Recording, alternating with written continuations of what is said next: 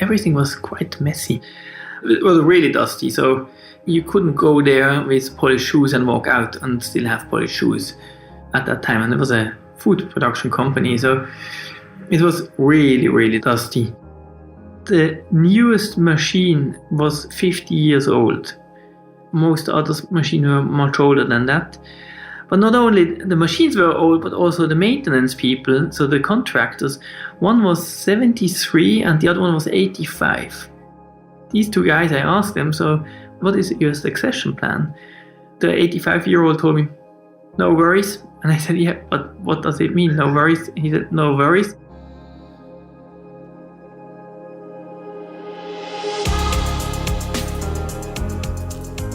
In November 2020, United States voters will once again elect the next president.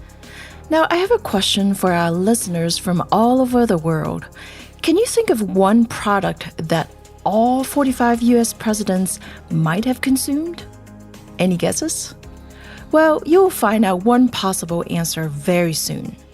In this episode of Family in Business, we are going to do a deep dive into the story of our very first family enterprise leader and his business that's not US-based, and not even multi-generational yet.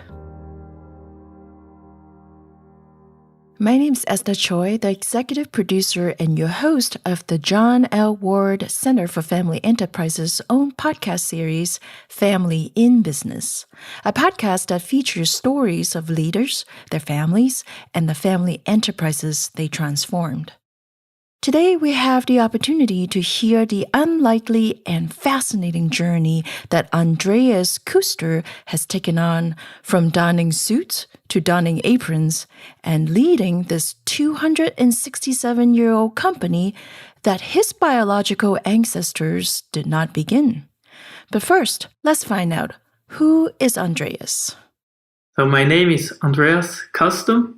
I'm an entrepreneur, and our company is called Jakob's Basler, Leckerly. The company got founded in 1753.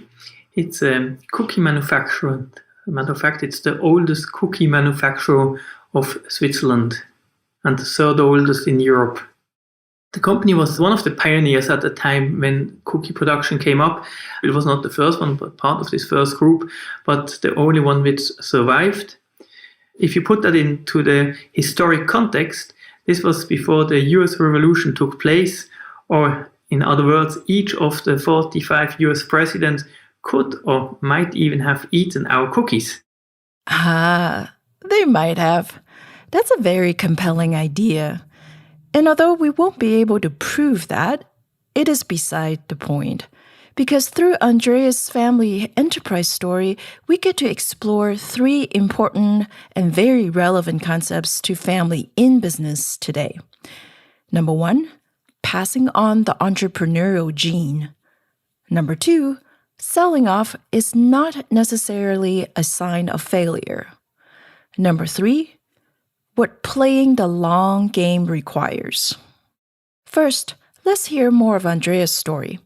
How he came to own and run the oldest cookie manufacturer in Switzerland, and how come he is actually not one of a long lineage of owners for this legacy brand. It was always my childhood dream to have my own company. Both my grandparents had companies. In one case, also my father's dad, it was easy. The company was not going really well. The best decision was to sell it just to protect the family assets. My mom's dad was a shipping company. The thinking process, you need a very specific know-how to be successful in a very tough business environment.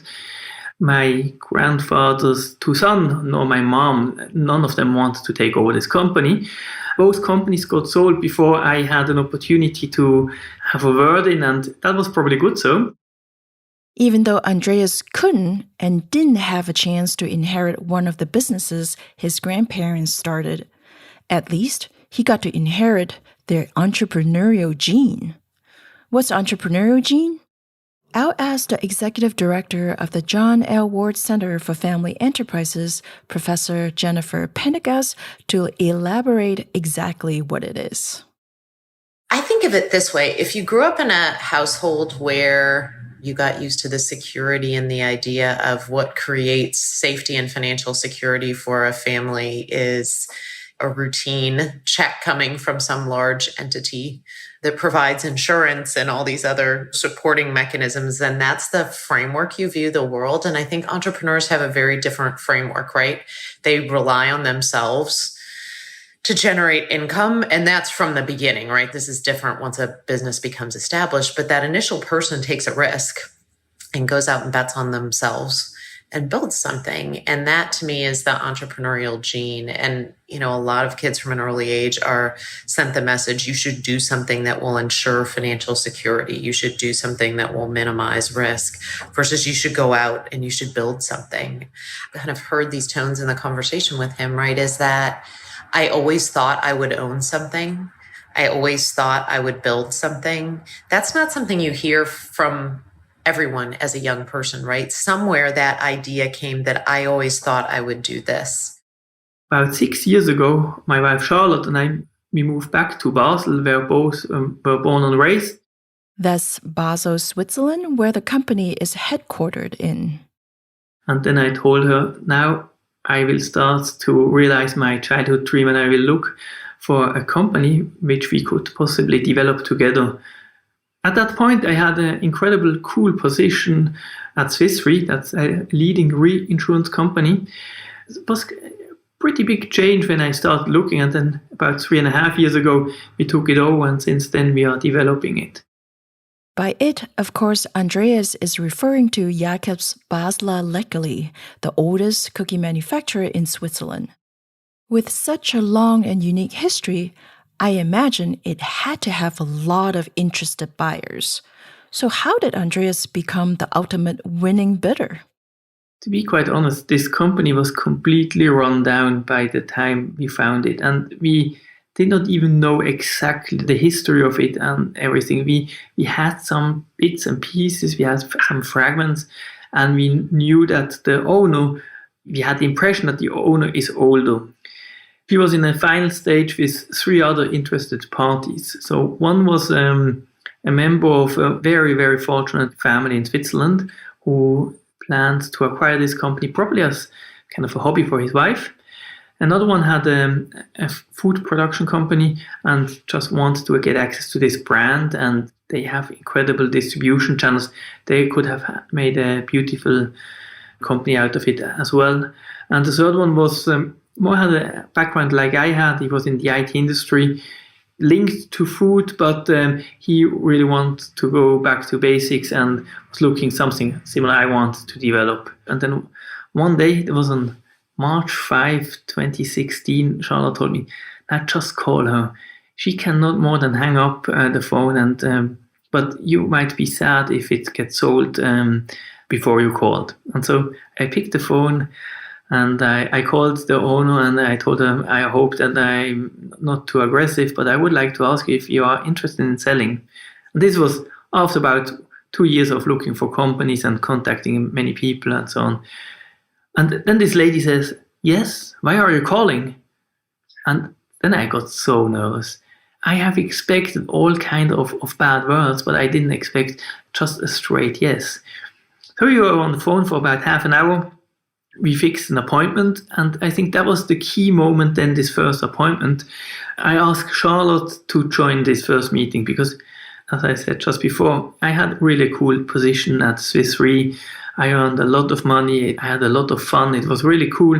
But I told her, if we are successful and we acquire this company, our family life will change. So you need to join me too. I need to be sure that you are standing behind that. And so we walk into this company, and the previous owner fall in love with Charlotte. Yes, the previous owner fell in love with Charlotte the first time they met. Charlotte was also pregnant with their first child. So the previous owner said, she said, I have seen so many people who would like to have my company, but there was never anybody coming as a couple. And my husband and I, we were leading this company as a couple, and you're demonstrating that you could potentially preserve that. What the previous owners so wished to preserve is that the companies stay family-owned, and that the company's legacy and the people working for it be protected no matter what big changes the new owners have planned going forward. This is why we got the company. It was not a money game.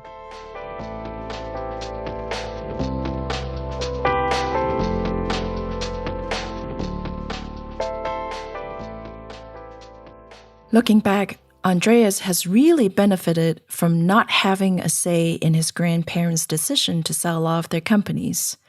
And this is the second important and relevant point we are extrapolating from Andreas' story. Why is the decision to sell off businesses not a sign of failure? This was probably a good decision. Then you rather pass on money than a company nobody really wants to lead and develop. Give the freedom to every family member to do with this money what they would love to do. Hard to argue against that logic. In this case, though, should we still consider Andreas' family, his parents, his grandparents, a family in business?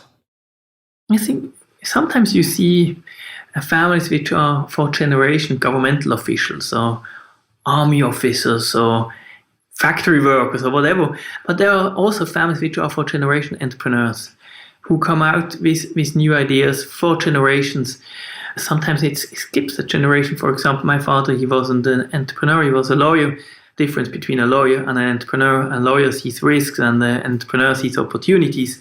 So sometimes it skips a generation, but ultimately when you have this idea of creating something new, and even a lawyer is not creating something new, but he's at least preserving wealth, usually quite well. If you have a family who does that for a generation, I think this is a family in business which just see this entrepreneurial aspect a little bit. Everybody helps for generation and they build up wealth, and this is a little bit what we do here. Our families are here in Switzerland for many generations and build up different companies. Some of them still exist, others don't, but this is a family in business. So the decisions for both sets of grandparents to sell off turn out to be very, very beneficial. And yet, sometimes that kind of decision can still be difficult because the perception of failure. Here, Jennifer explains why this view should be shifted. Business needs to be relevant to the marketplace and relevant to the family. So what I mean by that is, what if we're no longer the best person to provide this product or service to the market, right? Or what if the market no longer values what we do? That's relevance to the marketplace. I've often heard people say it this way: are we the best owner of this business? But relevance to the family as well. What if this is no longer a business that anyone in the family is very excited about? Maybe it would be better off held by someone else. The good news is that by creating that business and owning it in the first place, you generated some wealth. So is it a failure to sell that and take that wealth as a family and redeploy it elsewhere? I would venture that it's not. And there are lots of families who choose to exit businesses, but then either redeploy that money into new enterprises or take the money and invest it in different ways or become very philanthropic. And those all could be a way of fulfilling the purpose of the family. So the purpose of the family could be more broad than just owning this business. It could be contributing to communities. It could be ensuring that all the family members are secure. It could be ensuring that family members have the opportunity to fulfill their passions, which could be as missionaries around the world or as school teachers or whatever that may be. So the business, if you think of the business as a means to an end rather than an end in and of itself, then it's a tool to accomplish your purpose. And you could do that one way by continuing to own it, but maybe it could generate more value by someone else owning it. The decision by Andreas' two sets of grandparents to sell their respective businesses was separate and independent from each other, and yet they had a positive consequence of generating more options and freedom for their children and grandchildren. Andreas and Charlotte became direct beneficiaries, even though his grandparents were not around to witness the benefit of their wisdom. In fact, Thanks to them, in 2017, their grandson, Andreas Kuster, was off making his childhood dream a reality that is mixed with plenty of ups and downs. It's like falling in love. You only see the upside. You have no clue about the challenges, how complicated it is to fix these things. The fear came much later. So in the beginning, it was like a honeymoon. And then suddenly we realized it's not the nicest environment. After 2-3 months, when we start to figure out all these challenges, how complicated it is to find somebody who can repair our machines. Everything was quite messy.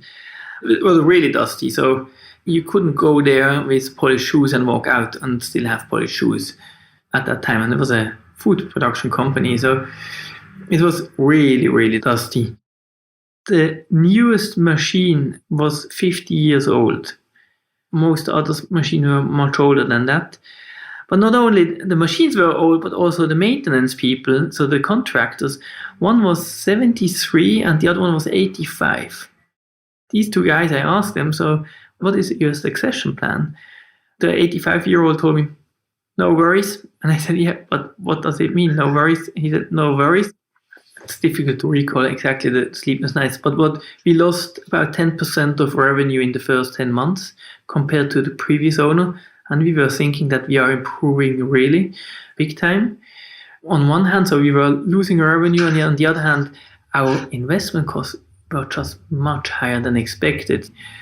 I got home at 8 o'clock in the evening and fell asleep while giving the milk bottle to our baby. And so the baby was crying because I was falling asleep, holding the baby in the hand.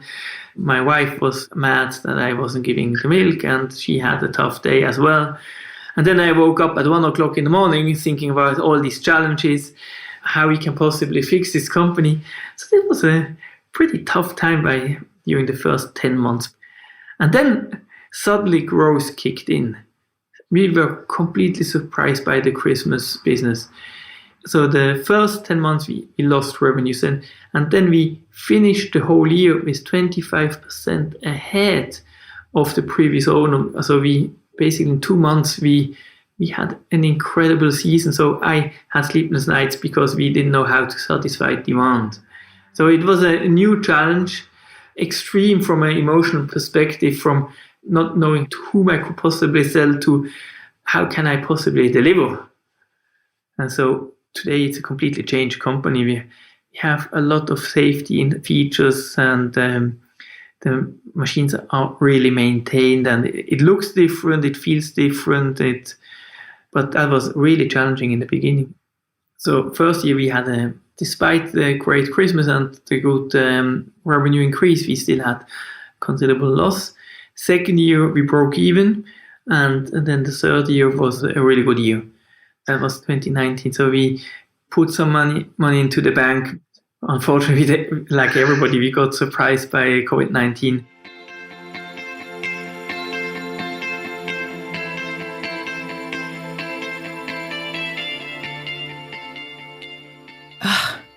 Things were looking so good for the business throughout 2019.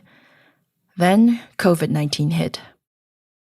But as our third year was a really good year, we are now prepared and we can survive such a situation now. 2020, we started really incredibly well, which helped us. So January and February were unbelievable good months for us.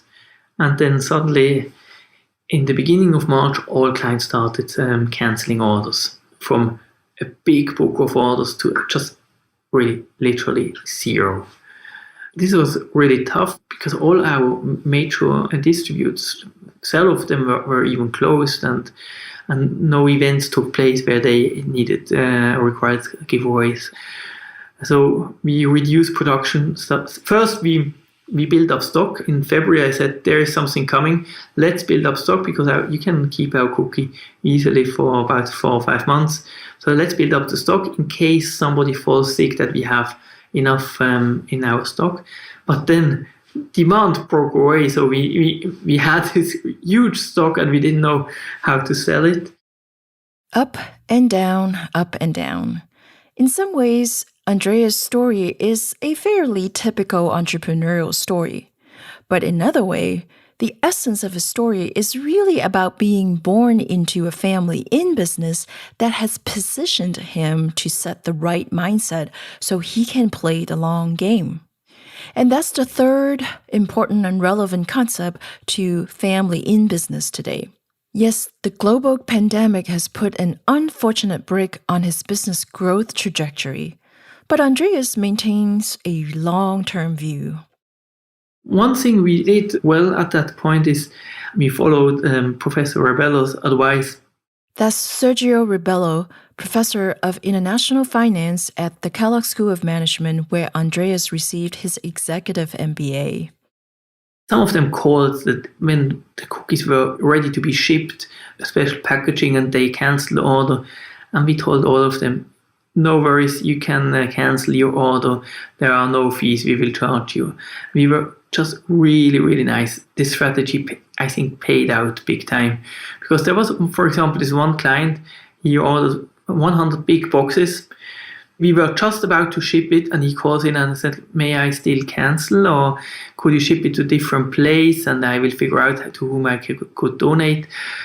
We said, certainly you can cancel, no worries, we very well understood your situation.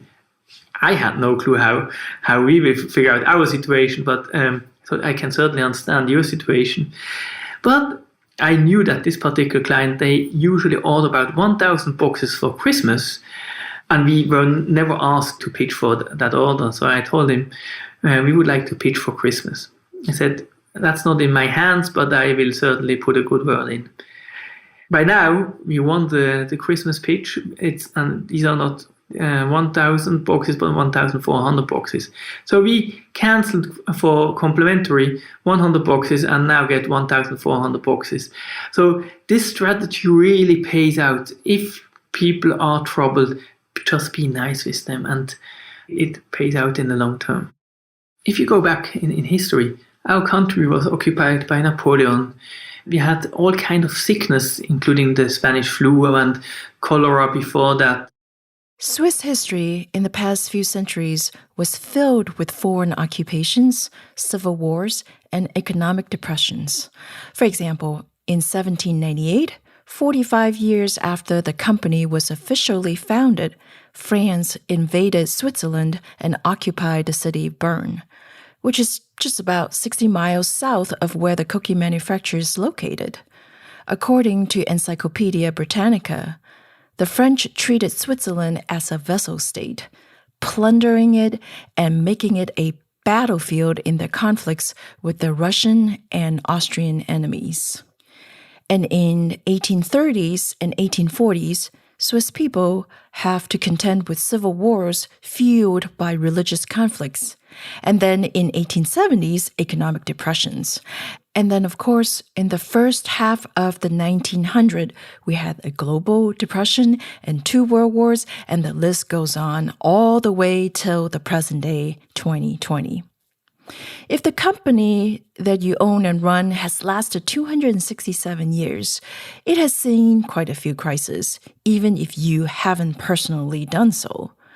So having this long view gives Andreas confidence. At one point, after all these crises, First World War, Second World War, and other crises, the world goes on. I don't believe that there will be a period of 30 years of depression. I don't believe that. And even if that is the case, there will be ways that you can navigate through. So just continue to do what is right, and then you will survive even in these challenging times. What are the right things to do? In other words, if Andreas were to pass this oldest cookie manufacturer to his daughter, what would he advise her to do when she encounters another global crisis, such as the business challenges that result from the current pandemic that he is still battling at the time of this conversation?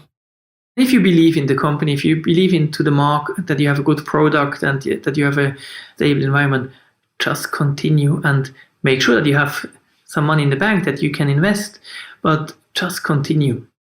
We will survive it. We didn't stop any investments into infrastructure, for example. We just said, let's go on. let's invest into the infrastructure, let's invest into building capacity that when the party starts again, that we are ready. By now, I hope it's quite obvious that by entrepreneurial gene, we don't mean biological gene. Rather, it's all about the behaviors. And these behaviors can be passed down. Here's Jennifer again. I think there are a number of different ways that you can pass it down, and you can pass that down through the stories you tell about the founders of the business. You can pass it down through behaviors and watching and observing people. You can also be more proactive in later generations in passing it down by creating sort of structures and systems to do that, right? Maybe creating a investment fund that next generation members could apply to for money to try something new on their own. But the key is to remember for families that the history was about trying new things and adapting till you got it right and taking risks. Because I think a lot of people, once they get secure in a business that's larger and generating income, then they become more risk averse, or they look to the legacy and they say, well, this is who we are, this is what we do. But truthfully, that changed a lot in the early years to figure out the formula to get it right. So how do you tell the stories about the family's entrepreneurial gene and the willingness to take risks and adapt? Great question, Jennifer. How do you tell those stories about the family's entrepreneurial gene? That will actually be in a dedicated episode in Season 2. For Andreas and Charlotte, they have a young child and a budding business enterprise. They are more than busy enough. So how do they tell the stories about their family entrepreneurial gene? You don't need to be a great writer or even a great storyteller to do so. But you do need time to reflect upon your stories. And here's how Andreas does it. The cookie we are producing today is a very typical cookie from our region. It's a little bit gingerbread type cookie, contains about 40% of honey, but then it contains also candied lemon and oranges. It contains some spices. As a little boy, it was a family tradition that the men in the household had to produce this type of cookie. So it was my brother and my father who baked these cookies every year around Christmas season. And when Charlotte and I got married, I told her that now we are just the two of us, you have to help me. And that was the moment where our cookies got much better than everybody else in the family, because Charlotte brought in the love and I don't know, some special spices or something. Or something.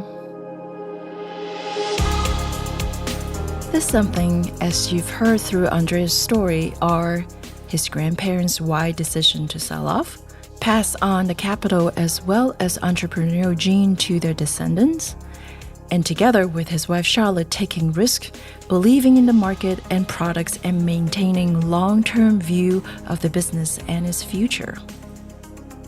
This wraps up our episode this month. Thank you again, Andreas Kuster, proprietor of Switzerland's oldest cookie manufacturer, Jakob's Basler Leckerly. Thank you for tuning in to Family in Business, a podcast sponsored by the John L. Ward Center for Family Enterprises at Kellogg School of Management. Our show is supported and advised by Dr. Jennifer Pendergast. Kane Power is our audio engineer. And I am Esther Choi, the executive producer, your host, and the author of the book, Let the Story Do the Work. Our next episode will be released in mid-November. This one will be a very special one. We have assembled a collection of leaders from very different family enterprises, but they've all studied and worked with John Ward, our center's co-founder, the renowned researcher, scholar, and teacher, and the person now the center is named after, the John L. Ward Center for Family Enterprises. Each of our guests will share one specific thing they've learned from Professor Ward and how it has impacted them, their families, and their enterprises. Professor Ward is now retired, so whether you had a chance to work with him or not, this next episode will be packed with gems that you don't want to miss. We're so excited for this last episode for the season, and we can't wait to share with you. So, see you in November.